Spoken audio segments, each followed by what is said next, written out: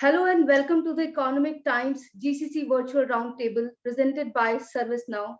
I'm your host Harshita Seni from ETH, welcoming you all for today's discussion on role of GCCs in the evolution of global service delivery models. The pandemic had an immediate and universal impact on key sectors of the global economy.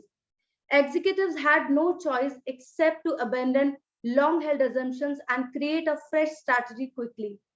The bright side, what started out as a quick patch to keep the ship afloat, is now teaching us how to thrive in the new normal. The global capability centers come into play to maintain productivity growth. These huge facilities concentrate, employ, and framework their hand back office duties, corporate business support function, and contact centers. GCCs are used by certain large corporations as a center of excellence for tasks such as automation, innovation, and analytics, among others. These exclusive roundtable with the theme role of GCCs in the evolution of global service delivery model presented by ServiceNow will witness discussion around how important GCCs are in the shaping stability and evolution for larger corporations in the pre-COVID and post-COVID eras in order to shape a brighter future for the service industry. Ladies and gentlemen, join me in welcoming the speakers for today's session. We have with us today Subhabhata Sinha, Senior Director, Chief Information Security Officer, NXP Semiconductor, Preetham Datta, Global Director, FinTech Ventures and Innovation, CDO, AB InBev, Rubal Sahani, Regional Sales Director, ServiceNow, Chandramouli Subramanian, VP Head of IT India and Shared Services Citrix System, Dr. Rahul Godke, Senior Vice President and Business Unit Leader, Asia Pacific Global Technology Operations from CGI Information System and Management Consultants, Tanu Mukherjee, Senior Director for Process Excellence, Pepsi GBS, and this session will be moderated by Rajiv Gupta, Managing Director and Senior Partner, BCG India. Without further ado, I now invite Rajiv to take it from here. Over to you, Rajiv. Thank you, Harshita, and thank you everyone from the panel for joining us and giving us your valuable time. We really appreciate it. Thank you, Rubal and the ServiceNow team for sponsoring this event. It's almost to a date, 25 years back when I started working. I just graduated from college in 1997. And one of my first projects was, quote unquote, setting up a captive in India. I'd done my B school, I'd done all sorts of case studies, etc. I'd never done a case study on setting up a captive. And I was, I'll confess, caught a bit unawares. I was a new associate in a consulting firm. That was a successful project. But since 1997 to 2022, as a consultant for 25 years, I've worked in various sectors, various topics. But this piece of work around leveraging India as a country and other locations as well, as a way of propagating a global service delivery model is something that has stayed consistent with me for 25 years. Throughout this period, there are various phases of this industry that have irked me, if I be honest. Three particular phrases in particular. One of them is calling people, talent, and so on FTEs. Second is calling efficiency as wage arbitrage. And third is, and I could never understand, but calling a global capability center as a captive. I really could never understand the genesis of that word actually. But it is good that now we are all witness to around 6 million people in India working in the services sector. Arguably, it is one of the largest sectors from an employee headcount perspective, serving not only Indian and Asian companies, but also global companies. And therefore, with a great sense of pride, I want to participate in this panel discussion on the role of GCCs in the evolution of the global service delivery model. And the evolution word is important because in the last 25 to 30 years, this model has already evolved. It's one of the most mature models. But the question is, the last 2 years have shown us that all kinds of black swan events can happen. We have to be prepared for various things. I'm not talking COVID alone. We'll touch upon a few other themes during this panel discussion. And how do we take this industry to really the next level of maturity? So with that, once again, welcome to my fellow panelists. And I will shut up and let you guys speak. With my first question, and if I may pose that first to Preetham, we have a great mix, by the way, of people from various industries, tech, services, consumer, and so on. So Preetham from AB and Bev. Um, the last 2 years have, have been a point of inflection. If you look back and wonder about the biggest challenge you faced from your role within the GCC, we would be grateful to hear what was that big challenge and how did you overcome it? Yeah, so I think last 2 years have been the kind of event nobody plans for. I remember, actually, I joined the role in EBA just 4 months pre pandemic, and that 4 months is one when I visited 5 days a week in office, which because till now we are still kind of in the hybrid mode. So first of all, the impact the pandemic had has kind of forced us really rethink our business. But to give you an overview of how ABI works, so ABI globally has 400 plus brands, and some of our brands like Corona became synonymous with the pandemic. So there was, it at least the first few months of the pandemic, there was significant what I would call uncertainty of how we are gonna deal with it, what impact it will have on our business. Coming from a GCC perspective, we have our shared service center, and we started seeing challenges in terms of our customers' cash flows. We started seeing receivables going up, and it became a point where we had to set up a core team, which we called cash working group, which primarily focused on managing the entire cycles of receivables and payables, so that a large company of the size of ABI didn't had any challenges in terms of mitigating the crisis that is unfolding, because there were days during the pandemic where pretty much the sales were down to zero, means because of the lockdowns, etc.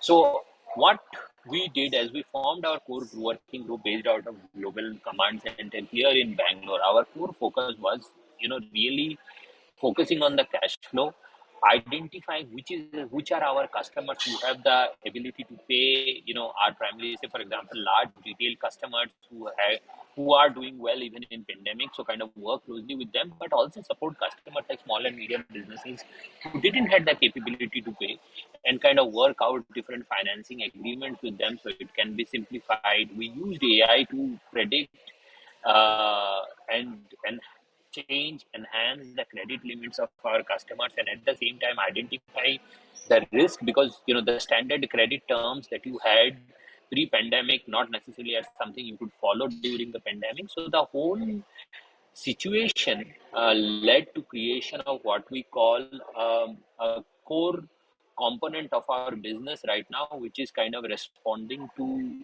our working capital challenges more real time than doing it on a approach which is like based on 5 years, 10 years history or partnership that we had. So it was it create helped us create a dynamic management. It helped us create a process through which we could uh, I would say reduce the impact the pandemic had on our cash flows, and actually generate close to $400 million of business impact by improving cash flows, by improving receivables, and helping the company tide over the pandemic. So the India GCC actually played a very critical role in helping the company tide over the whole pandemic. A very, very interesting story. And as you said, there's some of these things that you could take many years to learn, but the pandemic taught you. And this CWG, the cash working group, came out as a result of that. I'm sure even once the pandemic is over or becomes an endemic or whatever, it will stand in great stead for your company. So congratulations on that innovation. The same question, Chandramouli, if you don't mind, you come from a very different background. Once a consumer client, yours is a tech company. So, what was your biggest challenge that you faced? Yeah. So at India, Citrix India, we had a global customer support organization running from India around the clock. And all these years, whenever we had these one day offs, one off band or anything happening, we used to have people coming into the office, staying there till the period finished. That was our business continuity plan, saying that you stay in the office, come in before 6 a.m., leave after 6 p.m., so that you are not impacted by any of the prevailing laws. But then, I very interestingly, I am one of the as a famous commercial goes, I'm one of the COVID passed out or a COVID kid in Citrix.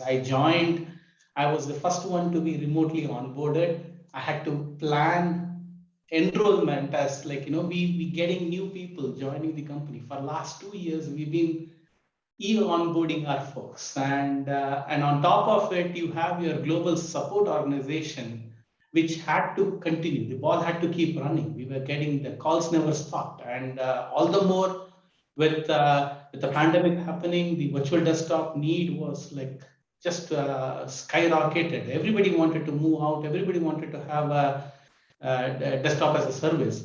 And our customer service had to be enabled overnight. So we kind of like, thankfully, the telecom ministry also relaxed the rule a bit for us to enable call transfer into outside the office, and had to kind of like put all of that into motion overnight. And when I say overnight, it literally overnight.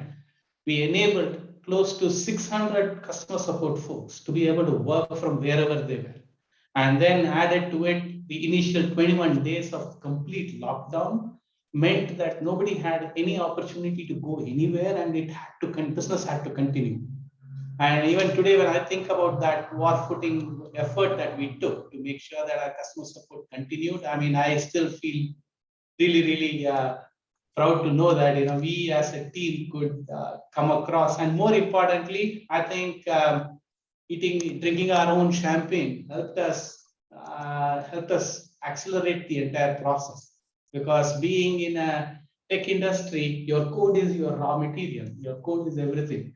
And if you have your engineers sitting outside the company network and not knowing what they are doing on the laptop, how they are using your code, where it is going, so the entire that aspect of security when it comes to data and IP was another nightmare to deal with. And I would say now at that point it looked like a nightmare. Now I would say it was a huge learning on how you would deal with such situations, and the way we were able to kind of use virtual products, get them on virtual networks.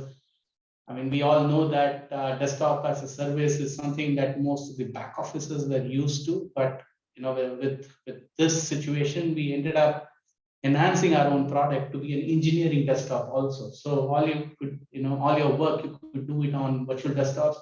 We enabled all engineers to work from DAS. And that way we made sure that you had a zero trust network, zero loss IP, and we had complete control on what information was being fetched, controlled, seen, or even saved by every individual in the company. And I think the scale at which we were able to turn this around, I feel it was like was an amazing journey that we had. And I would any day trade it for anything else. I would be again happily become a COVID pass out again and to go through that experience. But this time I would be better prepared, I would say. I think that's very inspiring, Chandramouli, and thanks for sharing that. I think we'll all be much better prepared, although we hope that such a black swan event doesn't happen a second time, at least in our lifetimes. But the scale and speed of doing things, what you discussed, what Preetham discussed, it forced us to learn. I personally believe that if normal times were there and normal corporate processes were there, what we did in these times in a few days or weeks would have taken months and years of, meetings and approvals and so on. So it taught us a thing or two, and it takes at Employee least. resistance is another big thing. I mean, people resistance to change would have been huge. And here, I just feel that the future was forced on us, because I read an article late 2019 saying that autonomous car, remote working, zero trust network. It's all going to make people work from anywhere in the next 10 years. You don't have to be near your place of work. You don't have to drive to work every day. You don't need to kind of worry about what network and how data is prevented. All that just compressed in like 1 month period, and then boom, you're gone. Agreed. If I were to look ahead, and this is great stories, but even at the present point, we most of us are very familiar with technology. We've spoken about the two-speed world for God knows decades. We are actually living in a very odd two-stage world. On one hand, we are continuing to have a health, and I don't know the latest definition, pandemic, endemic, whatever you call it, but a health situation that's pretty dire. On top of it, we have uh, a proper war, Russia and Ukraine. We've had crazy things happening with oil prices. Um, we've had a bit of a stock market reaction in the recent few times. On the other hand, you had an economy led by US, but then many other countries, including India, that's been booming. You've had startups booming. You've had funds flowing into equity markets, whether stock markets or PE and VC funds, very, very high. And you had this world of GCCs, and if I take the broader world of outsourcing and offshoring, etc., grow very rapidly, including service providers. So very surreal two kinds of yin and yang that we are living in. And my question is to you, Tanu, the world that we are part of, the GCC world, where do you see that? Is it in the yin, the yang, somewhere in between, or in some other dimension? Great question, Rajiv, and thank you so much for that. I think I would not be overstating if I would say speak for the industry and say that we've actually spanned the entire yin and yang, and it is definitely a matter of pride, I think, for all of us in the way we've been able to deliver across the spectrum of all the various black swans that flew into our lives. Whether it was standing in for each other, but also for our global stakeholders spread across geographies, because I don't think ever in the history of mankind have all of us been thrown into such a situation where all of us were going through grief, going through personal, situations, and then be expected to deliver business as usual. So for many of us who were in the infancy stage, we've actually onboarded 80% of our people remotely. And what that meant was moving ahead in time from 100% in-person transitions kind of an approach to 100% remote in a matter of a few hours. And then how you enabled, and I think Chandramouli, you laid it out very well. How did you enable those accesses to systems, to infra for people who were not only in a few cities that you had access to, but actually spread across the country in many remote areas, many places, wherever they were at that point of time. And I think over a period of few months, we've now been able to master it to a degree of science, where remote joining is a given, but we've also mastered the art of building a culture of collaboration and innovation remotely. And that, research reports will tell us is something almost unthinkable. How do you get people to collaborate when they haven't even met their managers? They haven't seen the offices, they haven't met their colleagues in person.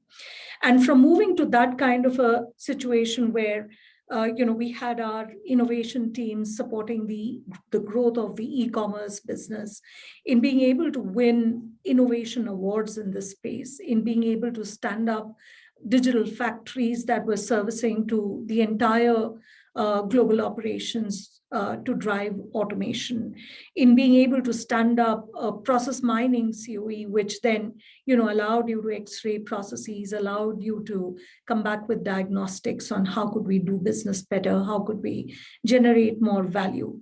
And then being able to do all of this so seamlessly, where you were continuing to build trust, build relationships with stakeholders that you hadn't met. And, even for a person like me, so many years in the industry, this is possibly the first time that I joined remotely, built my relationships remotely with my stakeholders.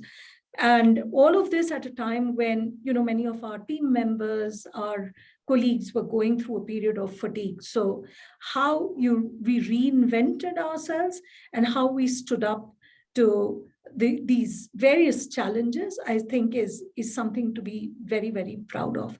And now as we look forward to, I think, a continued state of uncertainty, which is turning out to be the very stable new normal, how do you really begin to accelerate the collaboration that you need to have with both the internal ecosystem and, of course, the external ecosystem? You talked about startups. India is possibly, really emerging leaps and bounds in terms of adding unicorns almost every month. So how do you continue to run these rapid experiments? And then how do you build that culture of tenacity and resilience within the organization to be able to prototype rapidly, to learn from your failures, and to be able to run these experiments and also celebrate success? So I think bringing that startup culture and that digital mindset and making it mainstay has been something which really helped us in the last 2 years. And hopefully we'll be able to pick up the learnings from here and take this forward into our new, the new normal. Very, very inspiring. And thank you for that. I have the same question, Dr. Rahul, to you in terms of how do you see where in the spectrum? Tanu's clearly put her front foot fair and square, not glass half full or something, but glass nearly completely full. Where do you sit on this? So the organization that I represent, CGI, is an IT services company. So the net beneficiary of all that happened in the last 18, 24 months has been positive for IT services companies, and we have seen close to around 50% plus growth when it comes to our GCC business in India. Having said that, the big shift that we have seen is on the engagement models front. While it was more capacity driven, more technology oriented. Today we are engaged with close to around 40 plus GCC clients in India, and the engagement span from being close to them on an outcome based kind of programs where we take responsibility of building certain applications, working closely with their teams in India, and also taking care of some of their takeovers in terms of their units that were not performing. There were clients who came back to us stating that if you can take over a part of that and do a to-pay of those operations in India. But to be honest, there were clients in two categories: customers who've seen the benefit of pandemic because of increased demand for their services, their products. But then there were a few customers who literally struggled, and we had those customers in India. So for them, we had to rebaseline our pricing. We had to adjust our overall capacity sizing so that they get the better of the engagements. As true partners, we were able to help them wherever possible, and that's been well appreciated by them because few of their businesses have now gone back to normal, and we have seen increased demand coming from their side. Having said that, there are a few themes that are important and that have picked up in the last 24 months because of the COVID. One is obviously the rapid transformation that we have seen broadly across all our customers, because the digitization, which was a bit of a laggard for years, have all of a sudden seen a overnight push across customers that we support in the GCC space. That includes refining the customer experience for their critical applications, programs around automation, as what Tanu said, programs around hybrid setups or making sure that the employees of the companies get the same experience across various locations, or location agnostic support, or location agnostic offices. So Citrix, Microsoft, VMware would some of the technologies that we had subscribed heavily to set up those VDIs, those boundaryless offices, and zero trust framework. So that's been one area of high focus for us. And then the overall war for talent. I think the war for talent, if we all go back, when we started when the pandemic started, there wasn't a concern around capacity and war for talent as such. But all of a sudden, the last 24 months, things have shifted. And the war for talent is driven by two. And again, this is purely our internal research. One is the ability to take risk and to fast track some of these transformation programs by customers is far, far better, or it's more, I would say, the customers are going more forward. They're taking the extra step to fast track some of these transformation programs, and hence there is a need for specific skills. So people who are getting trained on digital side, on cloud, on automation, on data, specific data technologies have seen certain spike in the demand. The second thing is the budgets, and then again, this is purely driven by liquidity. If you see a lot of our customers and the geographies that we operate in, the local governments have given them tax rebates, and there's a lot of liquidity in terms of investment back into the business. So that has really helped indirect, I would say, share of those investments getting back allocated to the IT investments or IT programs, and we are the beneficiaries as IT services companies to support customers in those programs. So that liquidity at some point of time, we believe, will dry up, and we will see some level of dip in the demand in the next 12 months plus. That's our internal, as I said, this is our internal research. But having said that, the good thing that the industry has got is a very bold framework that leaders are subscribing to, be a bit forward thinking and subscribing to the next generation programs on emerging technologies and fast tracking those innovation ideas. Very, very bold to test out new concepts. People are not afraid of failure. Earlier, a lot of our partners on the GCC side were a bit concerned around what happens if a program is not successful on a new technology or a new product. But then now I think there is an open environment. We've been invited to present our point of views, our innovation ideas in multiple forums. In fact, we take some of our customers along with us, our GCC customers along with us, to some of our GDC, global delivery customers, to present success stories of how we have innovated or how we have co-created some of the products locally in India. So it's an India to India. We in India, as CGI India, and then GCC teams in India have built global products. So there is a big change as far as engagements are concerned. So that's my point of view. Well, thank you, Rahul. And I think both you and Tanu have shared a very positive view of how GCC have engaged, how it has played out for service providers like yourselves and other GCCs. I think you did have a cautioning point around, your prediction around the liquidity and when it might dry up. I will agree. I do subscribe to the view now, whether it's X quarters or Y quarters, one can argue, but there's been a good run and that can't last forever. So that's really, really useful how you've combined the engagement models, the automation, and the war for talent together in your response. So let me throw a bit of spanner in the works here and take a slightly contrarian view and pose my next question, Shobhrata, maybe to you. So the world of GCCs have talked about innovation and automation and so on and so forth. Yet if you take a step back and look at the total economy being supported by the total number of individuals, and if I may use the acronym FTEs, that has grown faster than the rate of the economy. In India, there's a 6 million services industry. If we had to bang the table and say, if Silicon Valley says today that is the bedrock of tech innovation, they can bang the table and name 10 things that came out of there.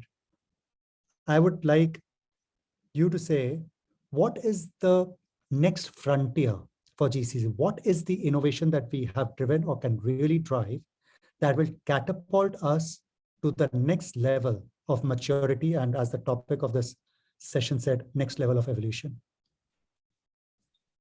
Thank you, Rajiv. But you bring up a very good point, a very interesting one. So like for me personally, so I am a senior leader in the semiconductor industry. Right? So we are in a happy position right now that semiconductors and semiconductor products have suddenly become central to how the world moves forward from now on. Right? And that has also, at least in our organization, that has given us the opportunity to think ahead and think forward when we think of what next. How does the India Center have a real impact? So we are working on things like electric vehicles, autonomous vehicles, mobile security products, and a few others.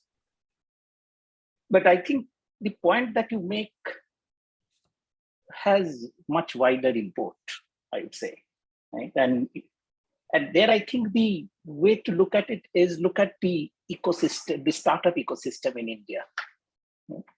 And look at the GCC ecosystem in India. Both coexist, right? But the startup ecosystem is already, you can see the dynamism of risk taking, of the dynamism of new products coming up, right? Even where you see a Me Too type service, it's built to a scale that was never seen before. Compared to that, the GCC ecosystem still feels a little stale. And I think the opportunity, what next is for GCCs, to all of us and in the GCC industry to look at and say, take a real deep, hard look and say, where can we have an impact?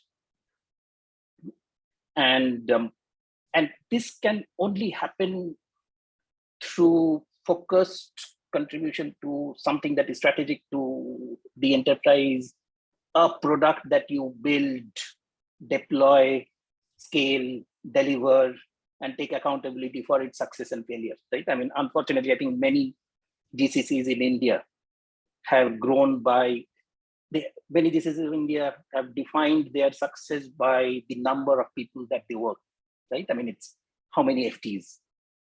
And unfortunately, that in many ways that doesn't count.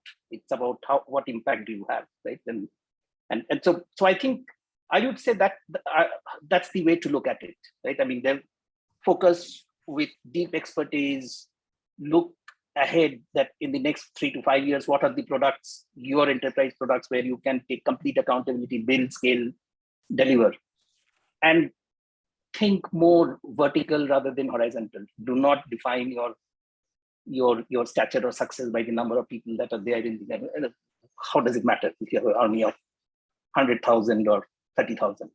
What do you do with that? That's the question, right? So I think that I would say it's a moment of introspection for us and for focusing hard.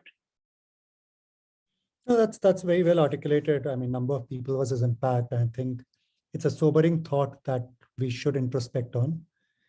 I would argue the counter that if there is an industry at that scale that's been growing at double digits, then some impact is surely getting created. And obviously, we are all proud citizens and want more, but it's not that what started out as a fledgling industry in the mid-90s and where we are now. And in fact, even looking at the services that is done, I know Tanu, you're from PepsiCo, which kind of pushes the boundaries on the art of the possible on various topics that are not traditional quote unquote back office. I know of a center in the southern part of India that's reinventing R&D for tech. And so there are things, but obviously there's a lot more. I know, Chandramani, you've got a hand raised. So there are, but I'd also challenge you back to say that there are, but the fact that I can't rattle off 100 names or even 50 names or 20 names suggests they are the exception, right? And I think in many areas, the GCCs and the IT industry is hobbled by the innovator's dilemma. Growing headcount made it successful up to a point, now thinking of innovation that makes that redundant and brings a new paradigm, it's not easy. Sorry, Chandramouli. Yeah. Chandramouli, you want to go? I had a yes, about 3-4 years back, I would have completely agreed and I would have said that yes, I would rally behind this call. But what I have seen in my experience, and that is working with two high-tech industries in the past 4 years, is that it is not just about touching every product the company is releasing. We have our product engineering. We have an entire key stage product completely developed, delivered from India, the R&D center. So when those type of things are happening, we had the center of the earth for these critical products, but especially on the citric side. Our hypervisors and other things are all totally engineered, delivered from India. We are the center of the universe for that particular product line, and which means that every customer across the globe, our people from India are reaching out to them. The product manager here are responsible for what happens. So yes, it is not regularity, I would say. I would totally agree with you there, saying that it is still only in select pockets, and we should actually strive to become a much larger mainstay so that the value engineering increases more than the people engineering. Pritam? Yeah, so I will add to what Subha and Chandra said, and of late, what we have been seeing the trends in GCC is really to kind of get into space like product development, or for example, in areas like building products by working with the local startup ecosystem here in India. So, for example, one example I would like to share is that we ran, for example, last year and this year, the world's largest consumer goods accelerator. The focus was to identify startups who have built innovative capabilities which can be replicated across the globe. So in that process, we identified a product called AirChain, which primarily simplified the procurement process for our business, and now has gone on to kind of become a product of choice for many other consumer goods companies. And we have partnership in terms of IP, in terms of uh, building the product, etc. So the point I'm saying that. There is a shift happening. There is a focus on what you can bring to the table rather than how much is the headcount that that you can add. And I think as more and more things like automation, more and more data analytics capabilities come into the GCC, it will be more about what value that you bring to the mothership, what impact that you create, and rather than kind of the numbers of FTEs that you have, and how you are kind of really doing offshoring at your end. So that primarily would be my view. Agreed, and I think that the next frontier is this melding of the startup ecosystem and the GCC ecosystem. More startups coming out of GCCs and becoming successful product companies in their own right. Startups merging with GCCs and taking up product development leadership roles within the GCCs, right? So I think this is where the opportunity is, and this is what at least I personally think is the next frontier. No, thank you. Thank you for sharing your views. And look, it's a topic I personally and my team's been doing a bit of research on. We termed this research as "The King is Dead, Long Live the King." The king being the services sector here. So a couple of points I will just add from my standpoint. I think where we were versus where we are has significantly changed. Can we name 20 examples, 50 examples? I think the answer is yes, one can. Sure, brother, to your point. But can we name 2,000 examples? Probably we can't, which for a 6 million people industry, we should be able to. So that's point number one. And therefore, is the trend fast enough or not? Or are we waiting for a massive disruption, another massive disruption for that to happen?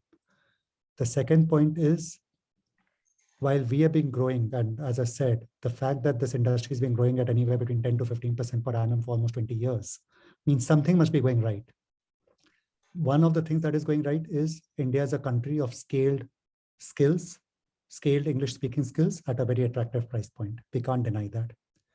But in the last 5 to 6 years, a reasonable amount of work that would have been traditionally quote unquote India-led and GCC-led has been mushrooming in many other parts of the world, whether it's a South Korea, whether it's a Israel, whether it's parts of Germany, parts of UK, parts of Australia, Estonia, and so on and so forth. Till pre-2015, we would have said, most companies would have said, no brainer, that should go to India. So it's something that we should think about. And the third and final point I would say is, we are all proud Indians, all in this industry. None of us are in Silicon Valley. But if we had to rattle off 10 innovations from the Silicon Valley, we could rattle it off. Each of us could rattle it off, and there'll be a high degree of Venn diagram overlap. If, however, we asked 10 similar leaders like us in Silicon Valley to rattle off 10 innovations on the GCC world in India, they would use nice words like innovation and culture and hard work and so on, but I would think they would struggle to put real topics. That's just something, it's a sobering thought. We are all proud of our country and the economy, and I think we, as a subset of this audience that's going to see this, have to think hard about this if we want this industry to really thrive. It's been a great, great, great run, but we can't rest on our laurels. And that brings me to my next question, which I'm going to pose, Rubal, to you, and you haven't spoken yet.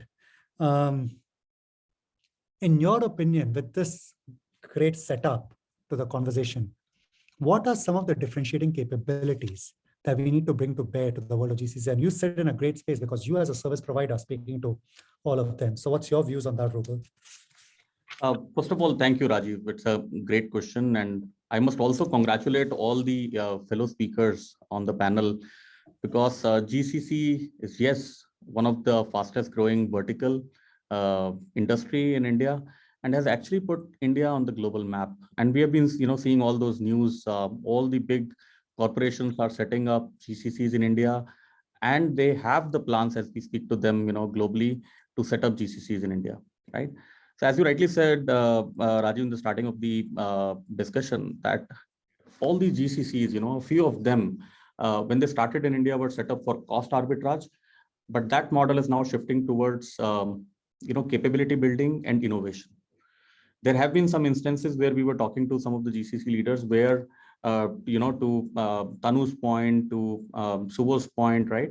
The products are being kind of built from India, initially for India, and then it was kind of, deployed globally, right? There are 1,400 odd GCCs in the country today, and out of that, 200 plus have the scale. If I have to define the parameter of, FTE, from a FTE standpoint, also 200 of them have more than 2,000 plus kind of employees spread across the South and West and Northern India. Now, the kind of discussions which we are having with the GCC heads, right? When we speak to them, they say, first I have to grow my center. I have to bring more work to India, which is, I guess, not a hidden secret. And second is they want to align to the board, imperatives, the company business imperatives, right? Now, what are those? So one is they said, I have to deliver the modernized IT. I have to deliver the resilient IT. And, I have to basically support my ER&D teams, which are growing like, on a daily basis, with all the points which Molly also mentioned around security, IP protection, etc., in a very smooth way so that it is scalable. At the same time, the architecture should be composable so that I should be able to, use it like Lego blocks. Whenever I have to merge two teams, dismantle something and, add it, how can I do it? Just by process, can I do it? Yes, processes will help me, but I need something there, right? Second piece is building those shared services, where, yes, again, people have realized the GCCs who have started 10 years back just by kind of, building some rules on emails, and, you have those email aliases. So I said, I want to be done away with, all the email aliases, and I want some kind of automation there with AI and ML and all of that. But, all these leaders have realized that, if I bring in those fancy things like AI, ML, deep learning, etc., etc. I can keep on going, right? But I can't solve the entire puzzle. I'll be able to only solve the part of the puzzle. So it's like, if I see down the line 5 years, I'll be basically incurring a technical debt into the company. While for 2 years, I'll look very good and the things will run, but I will be incurring technical debt into my business if I look down the line 2 years later, right? So the answer to all of that is a platform of platforms, which not only helps you to quickly get you, kind of ROI from the current systems which you have built, and also fill in the gap. Now I'll try to share it in a couple of ways, right? So one is the front end part of it, where I'm able to take on all the requests in a very easy manner, in an omni-channel way, right? At the same time, it should have the logic and intelligence and the business rules and the workflow, so that I can then, after collecting all the information, like how Amazon does, right? You need not to go to, I'm selecting within electronics or mobile, right? You just search and put mobile and things come, and then order goes to the right warehouse, right? To hide the complexity. Don't expose your complexities to the end users and to the people also who are the doers, who are basically the fulfillers of those requests, who are basically the fulfillers of resolving a particular situation. So that should be there. And that should be fueled by AI, ML, which is not native to a module, which is attaching as a plugin. That should be the baseline of the platform, so that no matter whatever you do, today you might be doing an IT shared services delivery. Tomorrow, if you have to do a security delivery, tomorrow you have to do a finance delivery, tomorrow you have to do a legal shared services delivery, right? Tomorrow you have to help your R&D teams. It should be done from that platform. You can start small, but the good thing is, from a strategy perspective, you need not to go and keep on evaluating multiple things, then worry about integration. Then that slows you down, because you have to test those 10,000 test cases, right? And then you'll say, okay, by the way, that version is not supported, so I'm talking to that vendor to support this new version of your solution. So we'll have to wait maybe for another 5 weeks, and I'm working with their team, right? So those kind of challenges you can let. So this, in nutshell, the answer is platform of platform. That is defining newer models. And it also encompasses the other point, Rajiv, which you mentioned about the FTEs, right? So you can do more with less.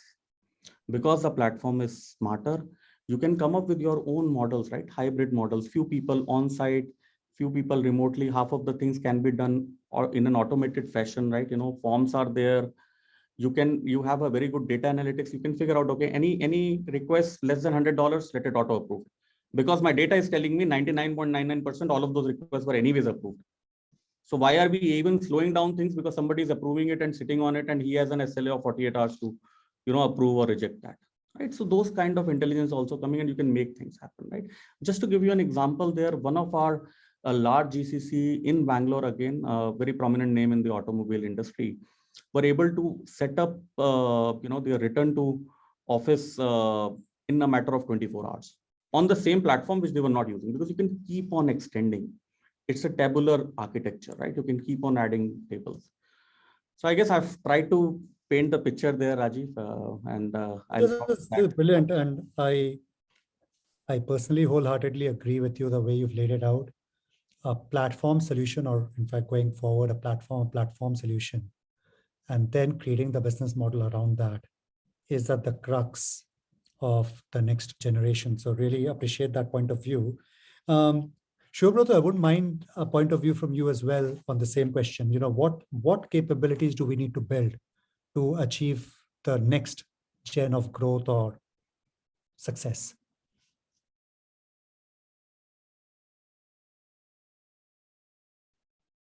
Yeah, sorry, I was on mute. I look at that opportunity in two ways. One is, are you a product GCC? I mean, is your business building products, or are you maybe a financial services organization, or maybe a general services organization? And in that context is that should be the context from where differentiation starts, right? Because I would say to show differentiation from now on the next 5 to 7 years with GCC leadership. I mean, we are doing that and in our organization, and I think but we are a product company, so I think And one of my past jobs has been a GCC of a large financial services organization, US based. Right? So I have context on both sides. So I think the opportunity is to look at your company. What does it do? And say that, in 3 years to 4 years, I will take accountability of this one, and this is what I will deliver. Right? And I think that's where the differentiation will come. Right? Because then what we do, what you do, can be directly so when the board of directors sits and says that, these are a portfolio of 15 services that we deliver, they can, let's say 1, 2, and 3 by India, right? I mean, unless you can start contributing at that level, I mean, that differentiation will not come. I mean, there will reach a natural sound barrier of growth and struggle to push beyond that. And I think that's where the opportunities are in differentiation and growth, and which also means that it may need different kind of people. It may need and this is probably the scary part for leaders. It may need different kind of leaders. Right? The leaders that brought GCCs to where they are today may not be the kind of leaders that they can take GCCs to the next level over the next 5 to 6 years. So I think that's where the hard look is needed. Oh, very clear, very clear. And I love your point around accountability. I think that's where the rubber hits the road. So quite clear. Look, all said and done, we can talk about automation, innovation, and customer experience and all those good things. This is a people business. And it has been, and therefore talent is at the heart of what we do. We are going through this great resignation and attrition, retention, shopping around for jobs. I mean, I think the best and the worst of the Indian tech talent is coming to the fore. It is concerning to various global partners who've trusted India and the GCCs with this work. So I know we're just going to spend maybe 5 to 7 minutes on this talent question, and that can itself be a 4-hour discussion. But Chandramouli, why don't I ask you how you think about the talent imbroglio? Yeah, I think that is going to be one of the biggest derailer for what we would want to do. If you talk to any global partners that we are working with, they would tell you the nightmare or the horror stories of hiring in India. And I personally feel that this whole idea of 90-day notice should be done away.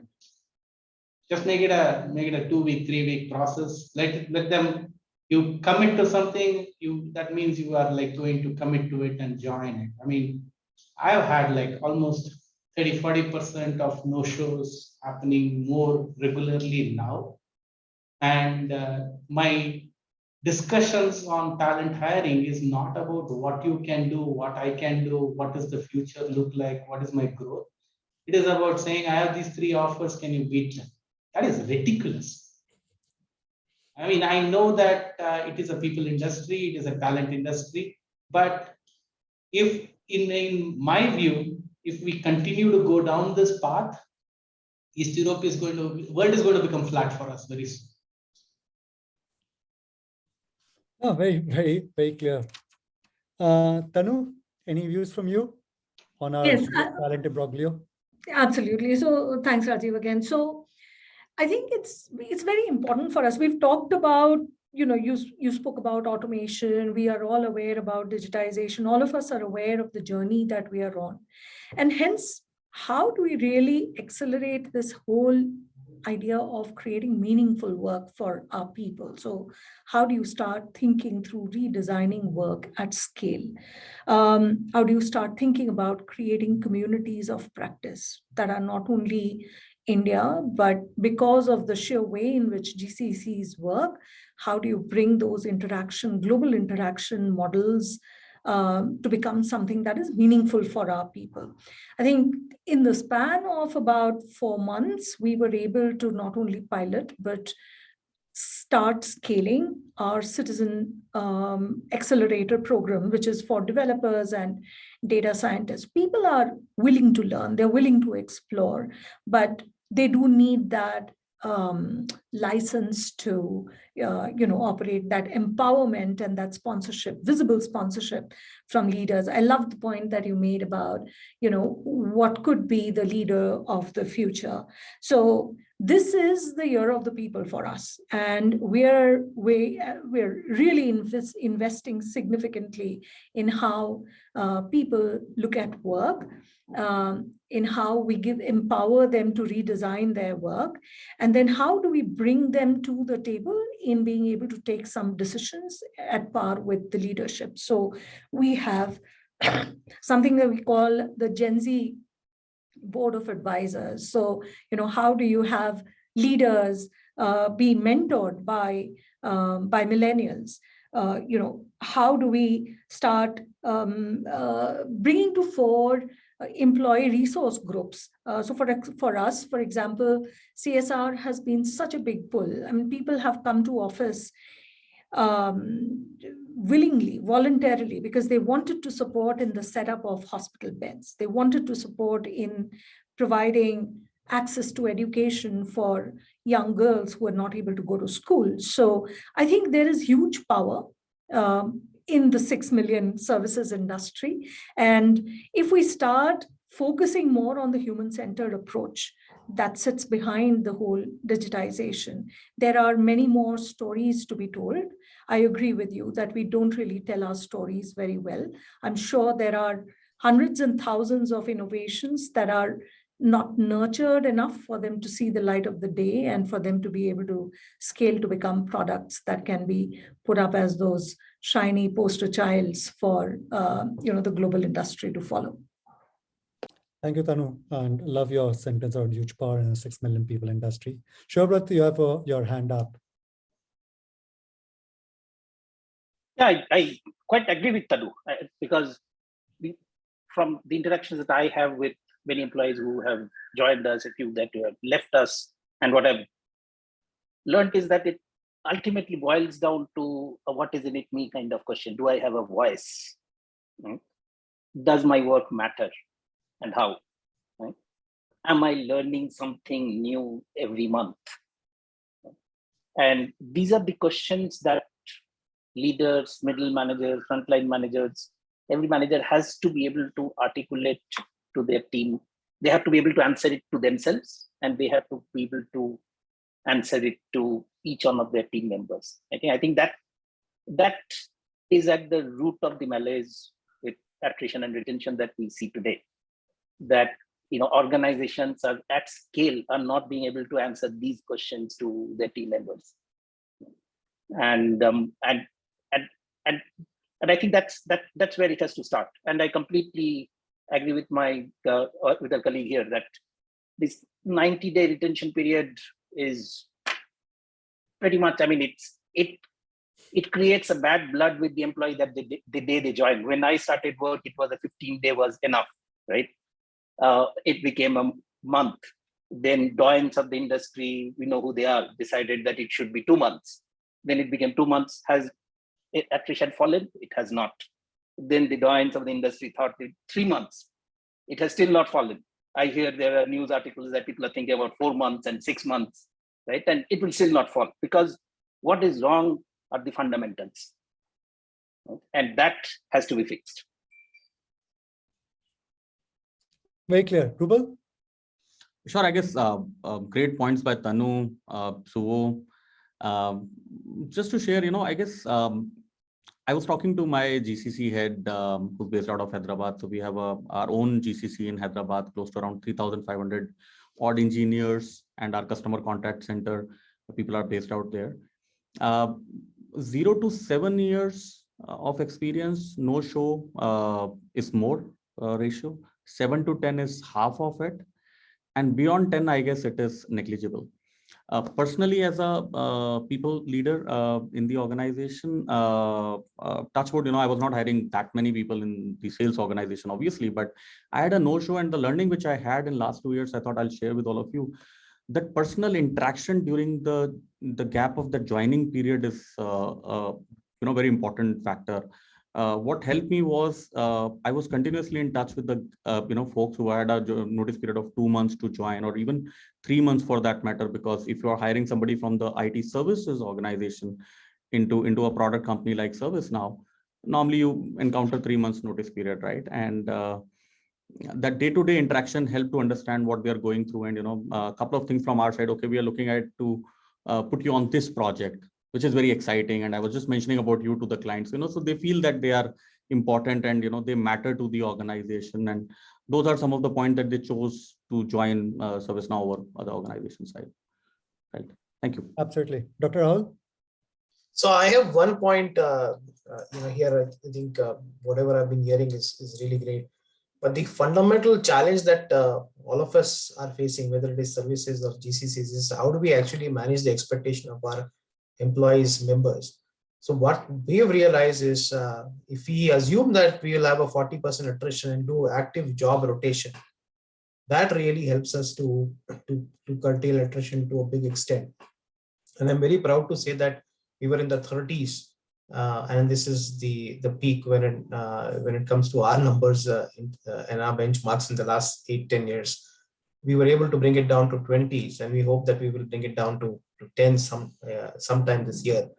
Having said that, there is significant demand on specific skills, so we are building the global competency centers, or we are building the COPs, the communities of practice, on AI, on automation, on machine learning, and on high performance computing, because now there's a desperate need to pivot from classic set of data centers to high performance computing on hyperscalers. So those are those niche areas and technologies that people who are leaving us want to work on. Because keep in mind, those free certifications offered by the likes of hyperscalers, Microsoft, and others, they have also triggered a lot of this attrition. The people are getting certified, and then they're doing those POCs, POVs on free tier hyperscaler workloads that they can play with. And then what we are left with is, either give them a rotation, and if you're not able to absorb, or if you're not able to rotate them on the programs of their choice, they will find some other company to work for. So that's a big thing. So rotation, and assuming that you will have a 30-40% attrition, and having some of the critical guys move around on various programs, that's extremely foundational for us when it comes to sustaining critical talent within the company. Very insightful. And look, it's a problem statement as consultants we tend to deal with many of our clients. Unfortunately, there isn't a silver bullet on this talent issue, whether it's rotation, reskilling, retention, recruitment, attrition, whatever we've done. And every time the answer is a bit contextual. It could be rotation, it could be learning, it could be a board of advisors, it could be empowerment, sponsorship, all of those elements. And as consultants, we have a nice framework, some 40 variables matter. Okay, good. My personal point of view here, and we won't have time to get into details on that, is there's a fundamental problem in a 6 million people industry, and I'm not talking GCCs alone here, where 20% attrition is considered good.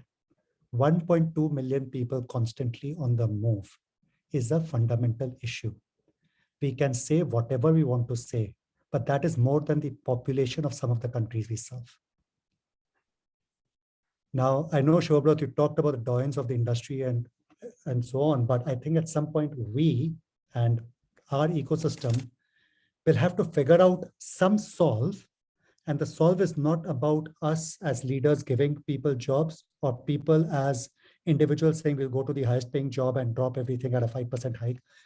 So what is it? I don't know. I have a conceptual idea around a blockchain of talent at some point, which we can discuss around what we can do around transparency and empowerment and so on and so forth. But personally, I do believe that this kind of churn will be an issue, is an issue, and will continue to be an issue. But I know we are on time, and this has been one of the more exciting, engaging panel discussions I've been part of. I hope our viewers find it so as well. I always like taking notes in this and seeing, and I have this running list of things that I've learned from these sessions. And I do want to take away 6 things that I learned today. The first one was the future has been thrust upon us in terms of the speed and scale at which we reacted. Second was we've reinvented right across the entire yin and yang, across engagement models, automation, and innovation. I love the use of phrase around value engineering versus people engineering, and how do you pivot from one to the other. I never thought about it, and I want to think about it after this session, which is how do you really meld the startups with the GCC ecosystem? The 2 cultures, the 2 scales that India is today known for, how do you bring that together? Love the concept of platforms. And finally, this Gen Z board of advisors and the era of the people, but love the sentence that there's huge power in a 6 million people industry. It's up to us to how to harness it. So thank you once again for your engaging discussion and your no holds barred points of view. And best of luck for everything in the coming week. Harshita, over to you. Thank you, Rajiv. Thank you so Rajiv. much for taking us through such an enlightening session. And it was an absolute pleasure to listen to such a fantastic discussion indeed. Before we conclude the session, I would like to express my gratitude to everyone on our panelists for making the time to join us here and today, sharing their knowledge and expertise with us over the GCC topic. Thank you once again for joining this session on role of GCCs in the evolution of global services delivery models presented by ServiceNow. This is Harshita Saini signing off. Have a nice day and stay safe. Thank you. Thank you, everyone. Thank you.